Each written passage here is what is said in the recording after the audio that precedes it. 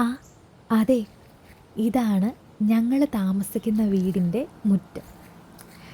ഞങ്ങളൊരു 4 മാസം മുന്നേ നാട്ടിലോട്ട് വെക്കേഷന് പോയി. തിരിച്ചു വന്നപ്പോൾ പുതിയ വീട്ടിലോട്ട് മാറുമായിരുന്നു.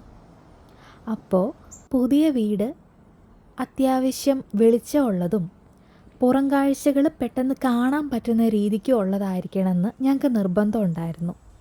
അങ്ങനെ ഒരുപാട് വീടുകൾ പോയി കണ്ടു. പക്ഷെ ഒന്നും മനസ്സിനിണങ്ങിയത് കിട്ടിയില്ല. അങ്ങനെ അവസാനം കണ്ടുപിടിച്ചതാണ് ഈ വീട്.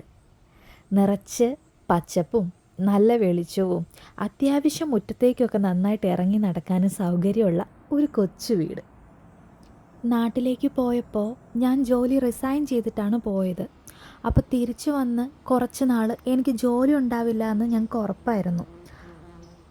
വെറുതെ ഇരിക്കുന്ന സമയത്ത് ആവശ്യമുള്ളതും ഇല്ലാത്തതുമായ സർവ്വ കാര്യങ്ങളും ആലോചിച്ച് കൂട്ടുന്ന ഒരു നല്ല തലയാണ് എനിക്കുള്ളത്. അതുകൊണ്ട് ഇടയ്ക്കിടയ്ക്ക് തനിച്ചിരിക്കുമ്പോൾ ഞാൻ ഈ മുറ്റത്തേക്ക് ഇറങ്ങി നിൽക്കാറുണ്ട്, നടക്കാറുണ്ട്. അതും അല്ലെങ്കിൽ വെറുതെ ജനലിൽ ഈ കാഴ്ചകളൊക്കെ ആസ്വദിക്കാറുമുണ്ട്.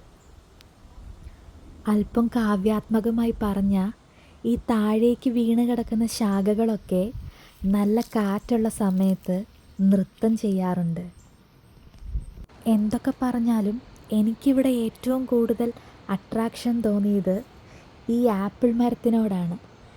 ഞാൻ മുന്നേ കണ്ടിട്ടുള്ള ഫാമുകളിലൊക്കെ ഒരു ആപ്പിൾ മരം എന്ന് പറയുന്നത് എൻ്റെ അത്ര പൊക്കവേ ഉണ്ടായിരുന്നുള്ളൂ. പക്ഷേ ഇത് ഈ വീടിൻ്റെ അത്രയും ഹൈറ്റിലാണുള്ളത്. ഈ മരത്തിലെപ്പോഴും അണ്ണാറക്കണ്ണന്മാർ ചാടി കളിക്കുന്നത് കാണാം. അതുകൊണ്ട് തന്നെ ഒരുപാട് ആപ്പിളുകൾ വെറുതെ താഴെ വീണ് പോവുകയാണ് ചെയ്യാറ്.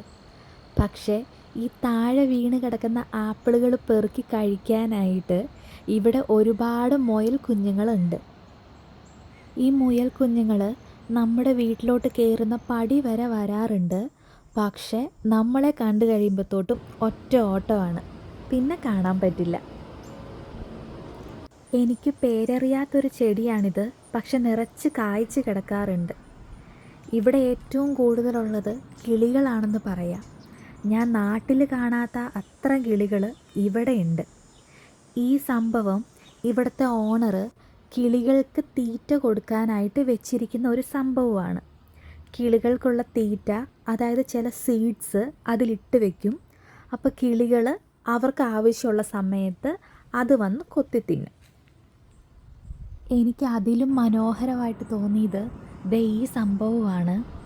ഇത് കിളികൾക്ക് വെള്ളം കുടിക്കാനായി വെച്ചേക്കുന്ന ഒരു ഐറ്റമാണ്. ഞാൻ അധിക ഇടങ്ങളിൽ അങ്ങനെ ഒരു സംഭവം കണ്ടിട്ടില്ല. എന്തായാലും ഇവിടുത്തെ പഴയ ഓണർ കിളികളെ സ്നേഹിച്ചിരുന്നു എന്നുള്ളതിന് ഒരു തെളിവായിരിക്കാം അത്. അതിൽ ഇപ്പോഴും എപ്പോഴും ഇങ്ങനെ നിറച്ച് വെള്ളം ഉണ്ടാകും കിളികൾക്ക് ദാഹിക്കുമ്പോൾ കുടിക്കാനായിട്ട്. അപ്പോൾ ഇത്രയൊക്കെയാണ് എൻ്റെ വീടിൻ്റെ മുറ്റത്തെ കാഴ്ചകൾ.